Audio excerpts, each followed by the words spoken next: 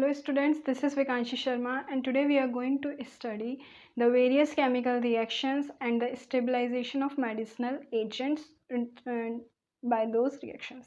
So in this lecture particularly we are going to study two reactions. The first one is oxidation and the second one is hydrolysis.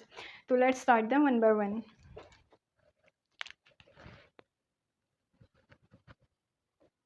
When it comes to hydrolysis, the meaning of hydrolysis is when a molecule comes in contact with the moisture and form another product और undesirable product, तो उसे हम hydrolysis कहते हैं. और वो जो molecule है वो मॉइस्चर यानी कि वाटर के कांटेक्ट में आना चाहिए. तो इस तरीके की जो रिएक्शंस होती हैं उन्हें हम कहते हैं hydrolysis. In case of drugs, the drugs which are having ester and amide groups are more probable to go under hydrolysis reactions. जिन आपके मॉलिक्यूल्स के पास में अमाइड्स या फिर ईस्टर ग्रुप्स होते हैं, they undergo hydrolysis more easily and more probably. Second thing, the presence of H plus ions and OH minus ions, जो आपके हाइड्रोक्सिल आयंस और हाइड्रोजन आयंस होते हैं, उनकी प्रेजेंस की वजह से बेसिकली जो ड्रग होती है उसका हाइड्रोलिसिस होता है. तो दो चीज़ें हो गई. फर्स्ट वन, ईस्टर और अमाइड ग्रुप की प्रेजेंस होना रिस्पॉन्सिबल है. दूसरा, हाइड्रोजन आयंस या हाइड्रोक्सिल आयंस की प्रेजेंस होना रिस्पॉन्सिबल है for the oxidation hydrolysis of a drug.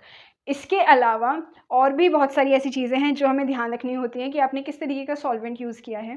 ठीक है, तो अब हमें ये पता है कि हाइड्रोलिसिस क्यों हुआ, but the thing is how are we going to prevent our drug from the hydrolysis. How can we make it more stable. हम उसे किस तरीके से स्टेबल कर सकते हैं, हम किस तरीके से उसके हाइड्रोलिसिस को रोक सकते हैं. सो उसके लिए बहुत सारे प्रिवेंटिव मेजर्स लिए जाते हैं. What are those preventive measures? Let's have a look.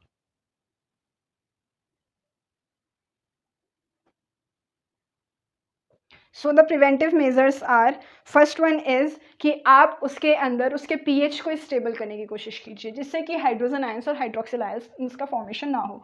For that purpose you must add the buffers in that particular reaction. आप उस रिएक्शन के अंदर अगर अपने बफर्स को ऐड करेंगे, वो ड्रग के पीएच को रेजिस्ट होने से पीएच को रेजिस्ट करेगा, पीएच चेंज को रेजिस्ट करेगा, जिसकी वजह से आपकी रिएक्शन स्टेबल होने के चांसेस हैं और आपके प्रोडक्ट्स हाइड्रोलाइसिस नहीं शो करेंगे.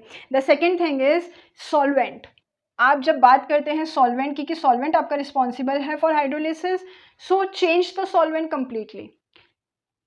Use the alternatives of water. Water को कम्प्लीटली रिमूव कर दीजिए और उसकी जगह कोई सब्सटीट्यूटेड सॉल्वेंट यूज़ कीजिए जिसकी वजह से ना प्रेजेंस होगी वाटर की और ना ही आपका जो ड्रग है उसका डिग्रेडेशन होगा. तो सीधी सी बात, ना रहेगा बांस ना बजेगी बांसुरी. ना बांस रहेगा ना बांसुरी, ना पानी रहेगा ना हाइड्रोलिसिस होगा. तो ये दूसरी चीज़ हो गई. तीसरी चीज़ आप यूज़ कर सकते हैं complexing agents. So complexation is the third preventive action. Complexation कर दो ड्रग का.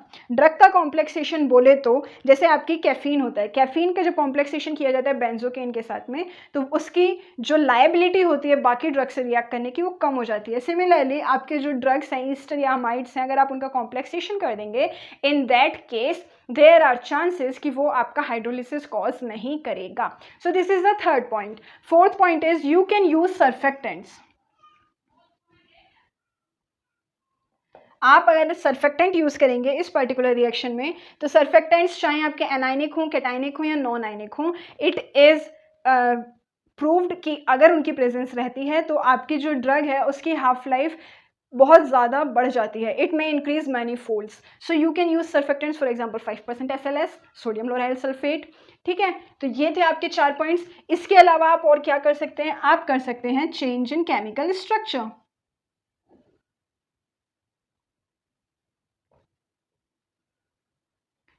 किसी भी तरीके का चेंज केमिकल स्ट्रक्चर में लेकर आने से, अगर आपकी ड्रग का केमिकल स्ट्रक्चर आप चेंज कर पा रहे हैं, इन दैट केस आपकी ड्रग फर्दर डिग्रेड नहीं होगी, हाइड्रोलाइज नहीं होगी, क्योंकि जो उसमें ईस्टर और अमाइड ग्रुप्स हैं वो मेनली रिस्पॉन्सिबल हैं. तो अगर आप किसी भी तरीके का चेंज लेकर आ सकते हैं, उसे प्रोड्रग में कन्वर्ट कर सकते हैं, तो आपकी जो रिएक्शन है वो रुक जाएगी, ड्रग का हाइड्रोलिसिस नहीं होगा. So these are the various preventive measures you can use to stabilize a drug. Okay, तो ये तो बात थी जब हम बात करते हैं हाइड्रोलिसिस की. The second type of reaction is the oxidation reaction.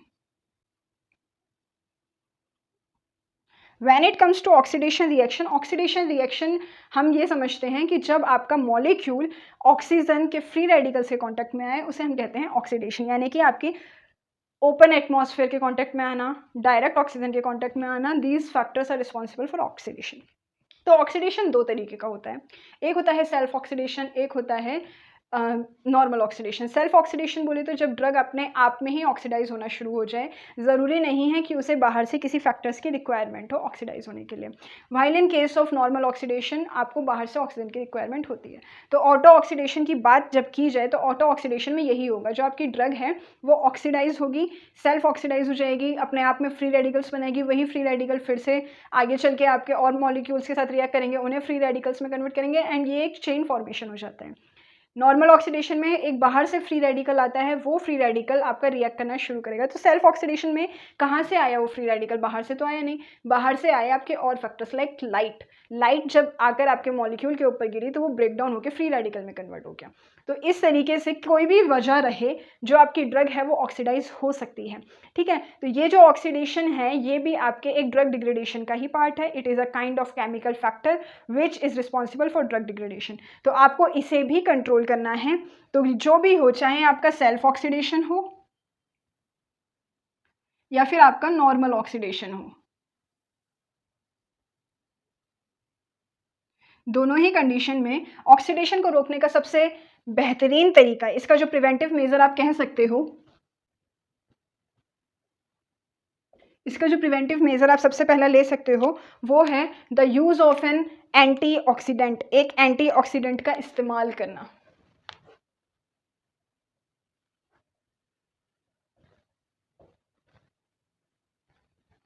ठीक है, एंटीऑक्सीडेंट्स यूज़ कर लेना लाइक टोकोफेरॉल्स या फिर विटामिन सी, किसी भी तरीके का एंटीऑक्सीडेंट यूज़ करने से आप पहली चीज़ इस रिएक्शन को रोक सकते हैं, क्योंकि जो आपके एंटीऑक्सीडेंट्स होते हैं वो सेल्फ ऑक्सीडेशन अपना कर लेते हैं, अपने आप को ऑक्सीडाइज करवा लेंगे लेकिन आपके ड्रग मॉलिक्यूल को ऑक्सीडाइज नहीं होने देंगे। ठीक है, तो ये सबसे पहली चीज़ हो जाती है आपकी self oxidation. The second point is, इसके अलावा आप ये देखो कि और क्या चीज़ें हैं जो ऑक्सीडेशन कॉज कर रहे हैं। Is there any presence of ions, like hydrogen ion और हाइड्रोक्सिल आयन की प्रेजेंस भी आपकी रिस्पॉन्सिबल होती है for the oxidation. So similar preventive action will be taken, that means the use of buffers, or you can go for adjustment of pH